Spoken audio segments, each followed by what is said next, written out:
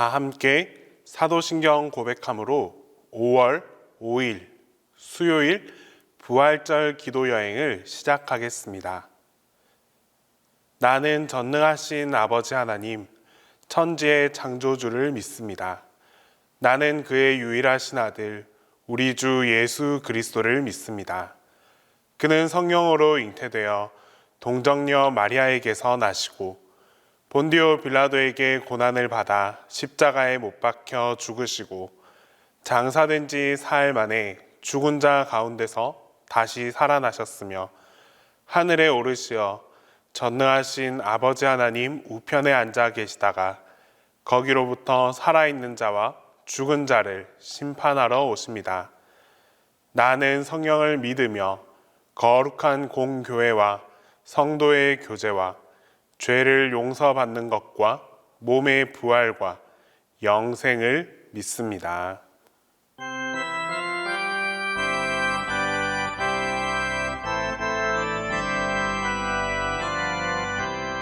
사망을 이긴 주 교회의 머리라 죄사함 받은 우리도 주 앞에 살리라 주 부활하셨네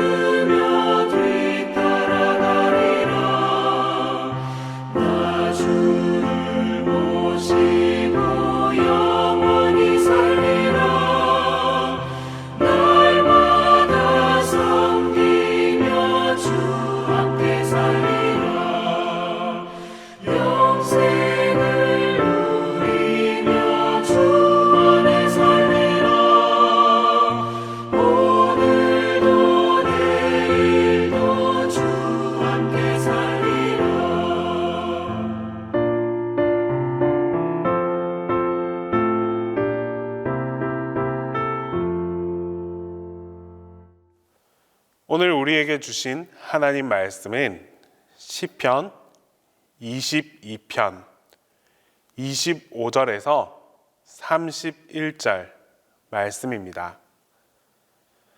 구약 성경 시편 22편 25절에서 31절 말씀입니다. 다 함께 봉독하겠습니다. 큰 회중 가운데에서 나의 찬송은 주께로부터 온 것이니 주를 경외하는 자 앞에서 나의 서원을 갚으리이다. 겸손한 자는 먹고 배부를 것이요 여호와를 찾는 자는 그를 찬송할 것이라. 너희 마음은 영원히 살지어다. 땅의 모든 끝이 여호와를 기억하고 돌아오며 모든 나라의 모든 족속이 주의 앞에 예배하리니 나라는 여호와의 것이요 여호와는 모든 나라의 주제심이로다. 세상의 모든 풍성한 자가 먹고 경배할 것이요 진토 속으로 내려가는 자 곧 자기 영혼을 살리지 못할 자도 다 그 앞에 절하리로다. 후손이 그를 섬길 것이요 대대의 주를 전할 것이며 와서 그의 공의를 태어날 백성에게 전하며 주께서 이를 행하셨다 할 것이로다. 사람은 이 세상 속에서 혼자 살아갈 수 없습니다. 주변 사람들과 어울러 살아야 하고 가정 혹은 여러 공동체에서 자신의 존재감을 느끼면서 살아가야 합니다. 만약 공동체가 무너지고 홀로 살아가는 사람으로 남게 되면 그 사람은 모든 사회적 관계가 끊어지게 됩니다. 그런 사람은 정상적인 삶을 영위할 수 없습니다. 그러나 또 사회적 관계만으로는 사람의 존재를 모두 설명하지 못합니다. 사람은 사회적 관계와 동시에 자기를 지으신 하나님, 창조주와의 깊은 관계를 누리며 살아가야 하는 존재입니다. 그러므로 사람들이 가장 안정감을 느낄 때는 이 사회적으로도 좋은 인간관계를 맺어가고 또 영적 관계에서도 하나님과 친밀한 인격적 관계가 형성될 때입니다. 반면에 불안할 때는 이 두 가지 관계 혹은 모든 관계 중에 한 가지라도 무너질 경우입니다. 그때 사람은 극도로 불안감을 느끼게 됩니다. 영적인 관계가 깨어지든지 사회적 관계가 없어지면 사람들은 생활하기가 힘들 수밖에 없습니다. 오늘 본문 시편 22편의 저자인 다윗이 바로 그런 인생을 살고 있었습니다. 시편 22편은 메시아 고난시입니다. 이 본문은 신약에서 많이 인용되었고 예수님께서도 십자가상에서 나의 하나님 나의 하나님 어찌하여 나를 버리셨나이까 라고 외치며 시편을 인용하기도 했습니다. 그러므로 이 시편 22편을 읽다 보면 예수님의 그 고난의 현장을 마치 화면으로 보듯이 아주 생생하게 느낄 수 있습니다. 다윗은 이 시편을 기록할 당시에 자신의 인간적인 고통, 영적인 고통을 있는 그대로 가감없이 다 기록했습니다. 1절과 2절 말씀에 내 하나님이여 내 하나님이여 어찌 나를 버리셨나이까 어찌 나를 멀리하여 돕지 아니하시오며 내 신음소리를 듣지 아니하시나이까. 내 하나님이여 내가 낮에도 부르짖고 밤에도 잠잠하지 아니하오나 응답하지 아니하시나이다. 다윗이 겪고 있는 고통은 하나님과의 단절로부터 겪는 고통입니다. 하나님께 아무리 부르짖고 아뢰어도 듣지 아니하시고 전혀 응답하지 않는 것처럼 느껴질 때 다윗은 하나님과의 관계의 단절을 느꼈습니다. 이런 고통은 신앙생활을 하는 누구라도, 신앙생활을 하는 사람이라면 한 번쯤은 다 겪게 되는 그런 고통입니다. 하나님께 간절하게 기도하는데 응답하지 않는 것 같고, 오히려 고통 속에서 우리를 방임하는 것 같은 그런 고통. 우리가 하나님을 찾고 하나님을 목청껏 부르는데도 불구하고 하나님은 우리를 가만히 두고 보시는 것 같은 이 고통은 하나님과의 친밀한 교제를 경험한 사람이라면 오히려 더 크게 느껴질 수 있는 그런 고통입니다. 그런데 다윗은 이 고통으로만 끝나지 않았습니다.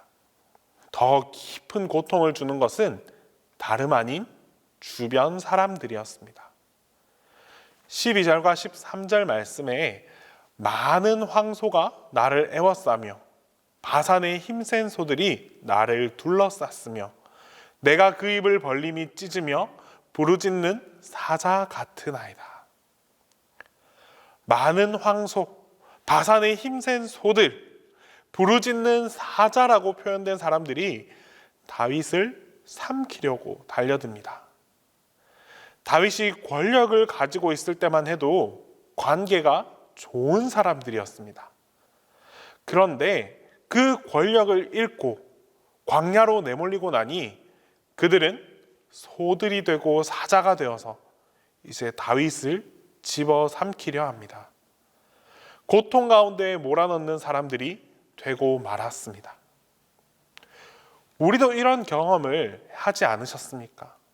좋을 때는 주변에 사람들이 많이 있었는데 주변으로 밀려나 고통을 겪을 때 내가 힘든 그 순간에는 벌떼같이 달려들어서 괴롭게 하는 그런 사람들이 있습니다. 고통을 가중시키는 사람들, 친구라고 했던 사람들의 그 배신 때문에 말할 수 없는 깊은 수렁으로 빠져들곤 합니다. 사회적 관계도 끊어지고 영적 관계도 끊어진 그런 고통 가운데 다윗이 처해 있습니다.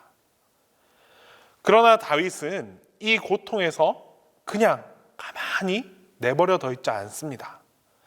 고통 가운데 자신을 방임하지 않았습니다. 여기서 다시 딛고 일어서는데 그 일어설 수 있는 힘이 매우 놀랍습니다.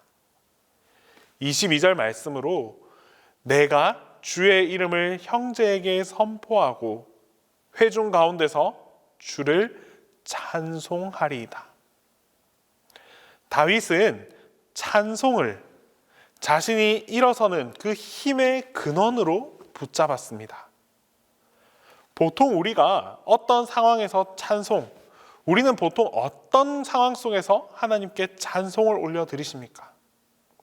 마음이 기쁠 때, 행복할 때, 아침에 눈을 딱 떠서 온 세상이 행복하고 아름답게 느껴질 때, 감사의 제목들이 넘쳐나는 그 순간에 우리는 입술의 고백으로 찬송을 드립니다. 반대로 기쁘지 않을 때, 사람들이 나를 애워싸고 하나님께 아무리 기도해도 응답하시지 않을 때는 쉽게 찬송하지 못합니다. 오히려 하나님을 향해 원망하거나 사람을 향하여 저주하기 쉽습니다. 그런데 다윗은 이런 고통 속에서 살아갈 길을 찾았는데 그 길이 바로 찬송이었습니다. 다윗이 지은 시편 그 73편 가운데 대다수는 광야에서 부른 노래입니다. 광야에서 사울에게 쫓겨다니며 압살롬에게 쫓겨다니며 자신의 생명이 그 촌각을 다툴 그때에 바로 그때 하나님을 노래했습니다. 다윗이 이처럼 찬양할 수 있는 이유는 무엇이었을까요? 다윗에게 찬양할 만한 그런 환경을 가져서가 아니라 다윗 자신이 본질적으로 나는 하나님의 피조물이다라고 여겼기 때문입니다. 내 상황과 관계없이, 처해 있는 지금의 상황과 전혀 관계없이 오직 하나님께서 나를 지으셨기 때문에 당연히 하나님을 찬양하는 것입니다.